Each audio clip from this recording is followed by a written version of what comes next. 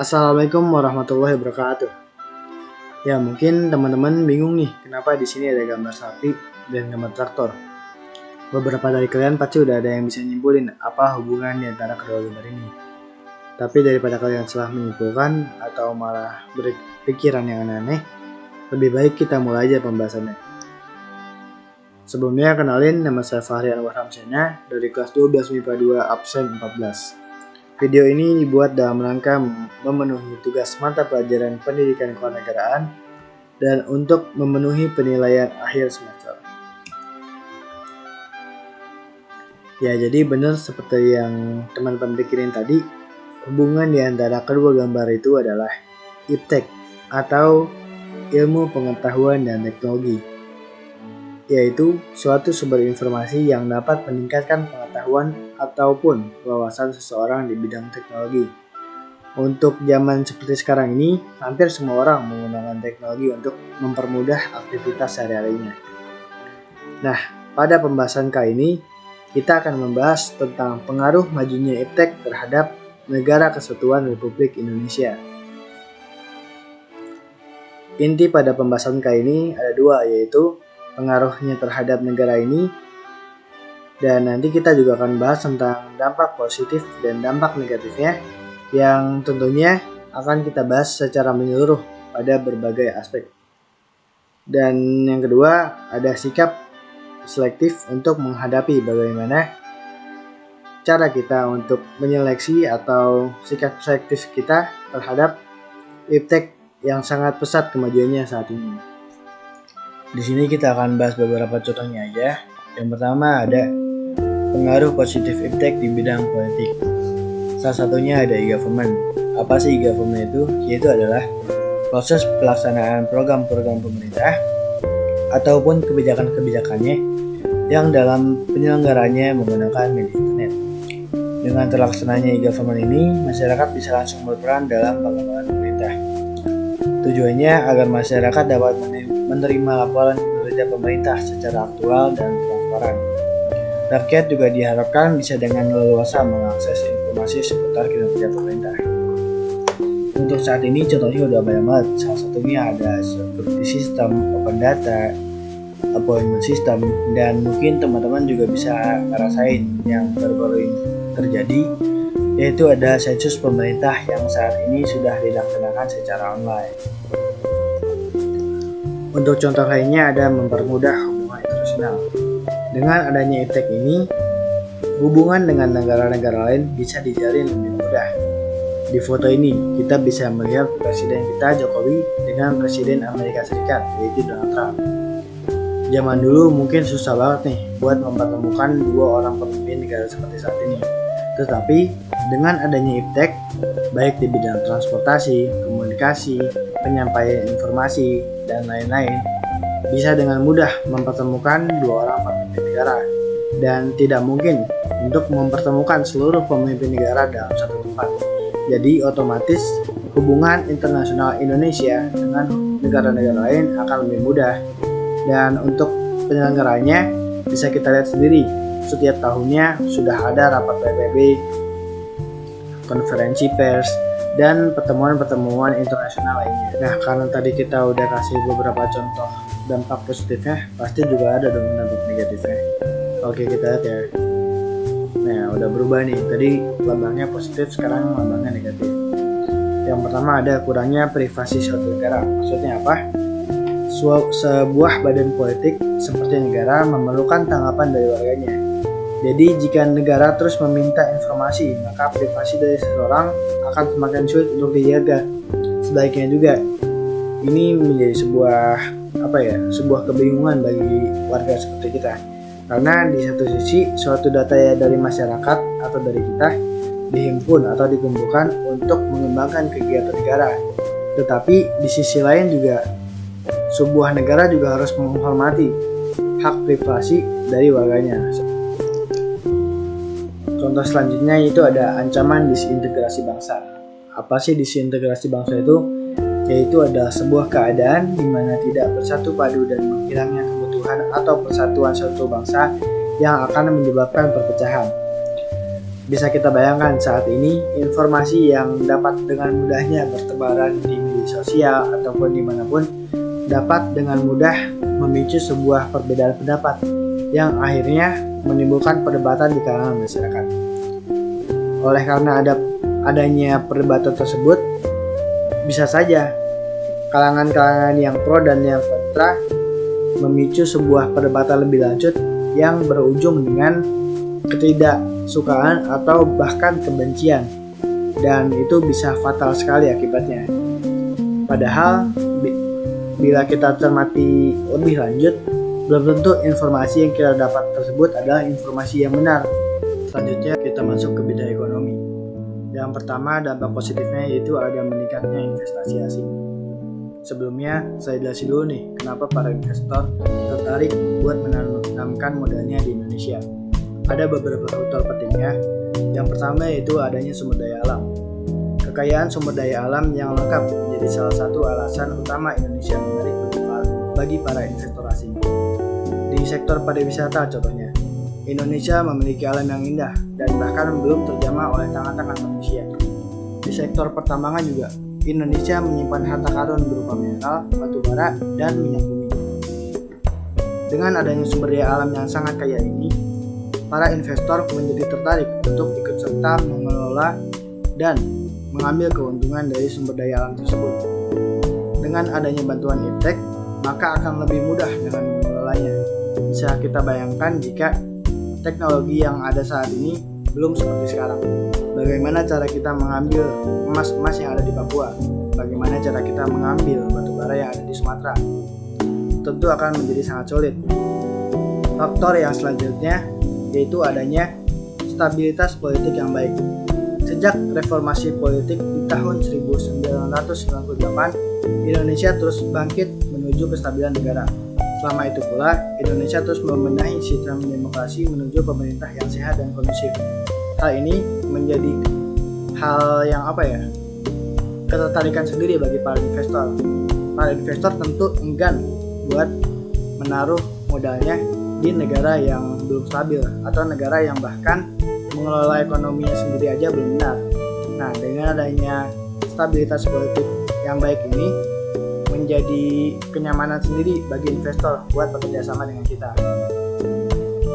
Dampak positif selanjutnya di bidang ekonomi yaitu adalah meningkatnya produktivitas. Kenapa sih IPTEK bisa meningkatkan produktivitas sebuah perusahaan atau sebuah lembaga?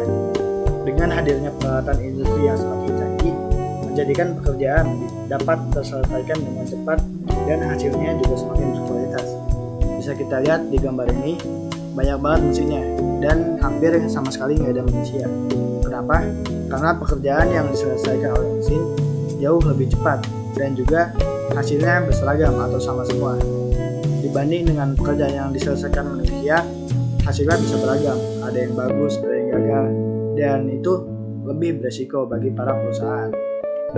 Selanjutnya ada e-commerce. Apa sih itu e-commerce? Tentu kita udah tahu banget nih, kayak Shopee, Tokopedia, Lazada, itu udah sering banget kita jumpai. Jadi e-commerce adalah kegiatan jual beli barang atau jasa atau transmisi dana atau data melalui jaringan elektronik, terutama internet. Dengan perkembangan teknologi informasi dan software, hal ini menjadi transaksi konvensional menjadi mungkin untuk dilakukan secara elektronik. Dari segi pemasaran, mereka tidak perlu mengeluarkan biaya untuk promosi, karena dengan menggunakan jaringan internet, mereka bisa memasarkan produk atau jasa secara luas ke masyarakat. Dari konsumen sendiri seperti kita, bisa mendapatkan harga yang lebih murah. Kenapa? Karena sebelum adanya e-commerce ini, barang-barang yang dari produsen loncat-loncat dulu dari produsen ke agen, ke barang grosir, ke distributor, dan selanjutnya melalui beberapa tangan. Hal itu tentu menjadikan harganya lebih mahal. Tetapi dengan adanya e-commerce seperti sekarang, kita bisa langsung membeli dari konsumen ke produsen tanpa biaya distributor yang sangat mahal tersebut. Nah, di sini juga kita bisa lihat ada gratis ongkir, cashback, terus hadiah besar-besaran. Kenapa? Itu juga dampak dari IPTEK tersebut. Nah, perkembangan bisnis e-commerce juga sangat mempengaruhi pertumbuhan ekonomi di Indonesia. Perkembangan jumlah pelaku bisnis e-commerce dalam hal ini bertindak sebagai produsen berkontribusi mendorong penawaran produk ke dalam perdagangan online. Semakin banyak produsen e-commerce, semakin banyak juga barang dan jasa yang diperdagangkan secara online, sehingga semakin besar pula potensi transaksi yang akan terjadi. Selanjutnya kita masuk ke dampak negatif di bidang ekonomi. Yang pertama, adanya pengangguran yang semakin meningkat. Kenapa sih Iptek bisa meningkatkan pengangguran di Indonesia? Sebelumnya saya jelasin dulu, kemajuan teknologi sebenarnya memang penting banget buat kita.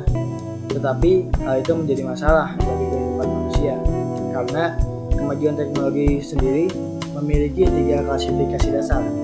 Yang pertama, ada kemajuan teknologi bersifat netral. Yang kedua, kemajuan teknologi bersifat hemat modal. Dan yang terakhir, kemajuan teknologi bersifat hemat tenaga kerja. Nah, di faktor yang terakhir, yaitu hemat tenaga kerja, bisa kita simpulkan sendiri dari kata-katanya aja, hemat tenaga kerja, yang berarti tenaga kerja dari manusia sudah kurang dibutuhkan karena dikalahkan oleh mesin-mesin seiring berkembangnya teknologi saat ini. Hal itu menjadi kerugian bagi para buruh yang sebelumnya sudah kerja di suatu perusahaan, tetapi posisi mereka sekarang tergantikan. Itu menjadi hal yang memang sudah tidak bisa kita hindari lagi. Nah, oleh karena itu, kita juga harus bisa beradaptasi dengan perubahan zaman seperti sekarang ini. Salah satu solusinya adalah pelatihan teknologi tersebut. Para buruh juga harus bisa menyesuaikan atau bersaing dengan mesin-mesin yang ada. Bagaimana caranya? Yaitu dengan mereka yang mengendalikan mesin tersebut, agar posisi mereka sebagai pekerja di suatu perusahaan tidak tergantikan. Contoh dampak negatif selanjutnya di bidang ekonomi yaitu adanya perdagangan bebas. Maksudnya apa? Nah, sebelumnya teman-teman pasti udah ngalamin kan yang namanya belanja online shop kayak di Shopee, Lazada, dan lain-lain. Sering banget ternyata kita belanjanya dari luar negeri, dari produk-produk impor. Padahal kan lokasinya jauh banget tuh dari rumah kita, tetapi bisa sampai di tangan kita hanya dalam hitungan hari. Nah, oleh karena hal ini, kita jadi berpikir kayak mendingan kita belanja dari sana sekalian, karena kita juga tahu produk-produk luar negeri kualitasnya banyak yang lebih tinggi daripada produk lokal. Padahal nih, produk lokal bukannya tidak berkualitas, tetapi memang belum terjamah saja oleh kita. Hal ini menjadi merugikan karena produk lokal tersebut semakin terdesak dan tersingkirkan oleh karena perdagangan dan persaingan yang bebas seperti sekarang ini. Terlebih lagi, kemungkinan perekonomian negara untuk dikuasai pihak asing, dan yang lebih buruk, mekanisme pengaturan ekonomi sepenuhnya diatur oleh pasar, sehingga peran yang sebelumnya dipegang penting oleh pemerintah, sekarang pemerintah hanya sebagai regulator. Sekarang kita masuk ke bidang yang selanjutnya, yaitu bidang sosial budaya. Dampak positifnya yaitu adalah mudahnya informasi. Nah, di sini pasti kalian udah familiar banget dengan logo-logo ini. Logo Twitter, logo Instagram, Facebook, YouTube, dan lain sebagainya. Nah, logo-logo tersebut adalah media sosial yang sekarang hampir setiap hari kita pakai. Dengan adanya media sosial seperti ini, kita dapat dengan mudah mendapatkan informasi dari belahan dunia manapun. Contohnya nih, kayak kita nyari informasi tentang Presiden Amerika Serikat, Donald Trump, atau yang sekarang udah ganti, siapalah itu namanya. Berita tentang dia yang sekarang terjadi, nggak sampai dalam hitungan 1 jam dapat kita akses dengan mudah, atau udah secara sengaja itu masuk sendiri ke HP kita, padahal kita nggak pengen. Nah, dengan adanya hal itu nggak menjadi hal sulit lagi buat kita buat dapetin informasi apa yang kita pengen. Contohnya kita pengen jadi dokter, kita pengen nyari informasi tentang kesehatan. Dulu sebelum ada media sosial ini, kita harus cari buku atau beli buku yang mungkin harganya mahal buat dapat hal-hal tentang yang spesifik seperti hal tersebut. Tetapi sekarang kita tinggal cukup search hal tersebut di Google aja. Nggak sampai dalam hitungan detik kita udah dapat ribuan referensi mengenai hal itu buat kita explore satu persatu. Selanjutnya kita masuk ke dampak negatifnya. Yang pertama ada sifat konsumtif dan sifat hedonisme. Mungkin kalau sifat konsumtif sendiri teman-teman udah tahu itu apa. Dan sifat hedonisme kita jelasin dulu nih. Pengertiannya yaitu sifat yang mementingkan kenikmatan pribadi yang dianggap sebagai suatu nilai hidup tertinggi. Hal ini membuat manusia suka memaksakan diri untuk mencapai kepuasan dan kenikmatan pribadinya tersebut, meskipun harus melanggar norma-norma yang berlaku di masyarakat, seperti mabuk-mabukan, pergaulan bebas, foya-foya, dan sebagainya. Nah, kalau dilihat dari pengertiannya, kita udah bisa menilai bahwa sifat hedonisme ini merupakan hal yang negatif. Dan dari pengertian tadi, kita bisa tahu bahwa konsumtif dan hedonisme merupakan dua hal yang memang berkaitan gitu. Nah, di zaman yang serba mudah seperti sekarang ini, kita kan jadi lebih mudah buat mendapatkan apa yang kita butuhkan dengan online shop dan sebagainya. Oleh karena itu, tanpa kita sadari, kita menjadi membeli barang-barang yang sebenarnya tidak kita butuhkan. Seperti tiap hari kita kedatangan abang paket, atau mungkin orang tua kalian juga yang selalu mengisi dana ShopeePay kalian atau mengisi dana ShopeePay mereka buat membeli barang-barang yang sebenarnya tidak diperlukan. Hal itu yang disebut sifat konsumtif dan hedonisme tersebut. Dampak negatif selanjutnya yaitu adalah hilangnya budaya lokal. Nah, dari gambar ini kita bisa tahu mereka lagi ngapain. Ya, mereka lagi berkumpul di sebuah klub malam, dan yang mereka lakukan seperti minum-minuman keras, terus joget-joget jelas. Kita udah tahu sendiri nih bahwa kedua hal tersebut bukan merupakan bagian dari budaya kita. Kenapa hal ini bisa terjadi? Yaitu karena mudahnya informasi atau mudahnya budaya-budaya asing untuk masuk ke negara kita. Dan secara gak langsung atau secara kita tidak sadari, hal tersebut secara perlahan menggeser budaya yang sebelumnya sudah ada atau bahkan menghilangkannya. Nah, ini menjadi sebuah hal yang sangat negatif khususnya untuk generasi seperti kita. Kenapa? Karena nilai-nilai kebaikan atau norma-norma yang sebelumnya sudah ditanamkan dalam diri kita hilang begitu saja karena pengaruh dari budaya barat seperti ini. Selanjutnya kita masuk ke aspek atau bidang yang terakhir, yaitu bidang hukum, pertahanan, dan keamanan. Dampak positifnya adalah tingginya tuntutan HAM dan tugas penegak hukum. Nah, karena adanya iptek atau kemajuan zaman yang semakin pesat, otomatis hukum yang ada juga menyesuaikan, dan hukum-hukum yang terdahulu atau hukum-hukum yang sudah tidak sesuai otomatis sudah tidak berlaku lagi. Dengan adanya hal ini, maka semakin banyak hukum-hukum yang berpihak kepada masyarakat, dan juga hal itu membuat peraturan perundang-undangan semakin dibuat untuk kepentingan rakyat yang banyak. Dampak positif selanjutnya itu adalah meningkatnya kekuatan militer. Mungkin bisa kita lihat kalau dulu kita berperang hanya sebatas menggunakan bambu runcing, terus senjata-senjata tradisional seperti kujang, keris, dan lain-lain. Tetapi sekarang kita sudah memakai peralatan yang canggih seperti tank, rudal besar, terus juga senapan-senapan yang canggih. Hal itu tentunya disebabkan oleh kemajuan teknologi yang sangat besar. Dan juga kalau misalkan kita lihat di internet atau misalkan kita cari dari sumber-sumber yang lain, kita bisa melihat kalau urutan kekuatan militer Indonesia sudah bisa dibilang memasuki urutan yang tinggi dibanding negara-negara yang dulu sejajar dengan kita. Selanjutnya dampaknya yaitu adalah tingginya tindakan anarkis. Bisa kita lihat bahwa di zaman yang sekarang sudah serba pesat, serba gampang seperti sekarang ini, banyak menimbulkan perdebatan yang memang mudah untuk dipicu keberadaannya. Seperti ada hal baru atau ada hukum baru, maka dikit-dikit akan terjadi demo atau dikit-dikit terjadi pemberontakan.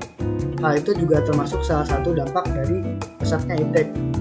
Maka tidak dipungkiri lagi bahwa hal tersebut bisa mengganggu stabilitas nasional dan ketahanan nasional.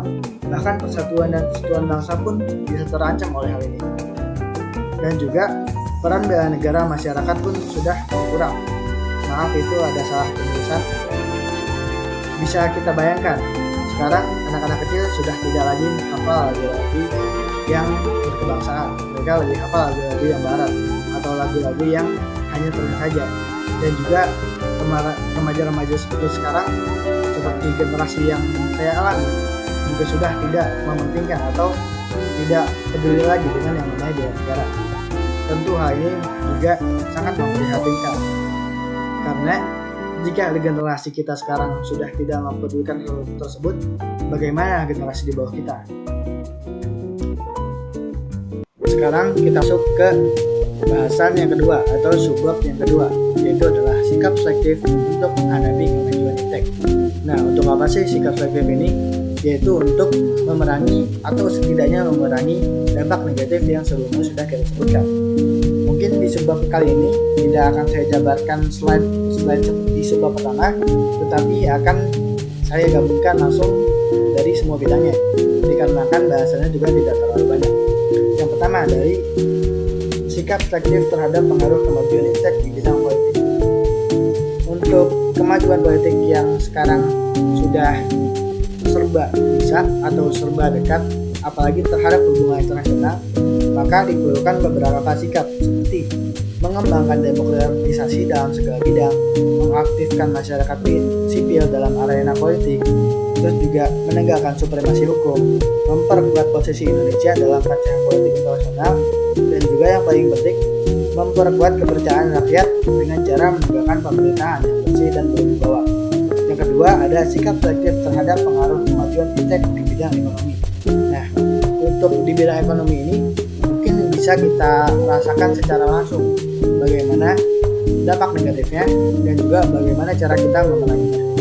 Yang terpenting adalah kita harus memenuhi atau memprioritaskan apa yang kita butuhkan, seperti hanya membeli barang-barang yang memang kebutuhan primer saja atau kebutuhan sekunder saja.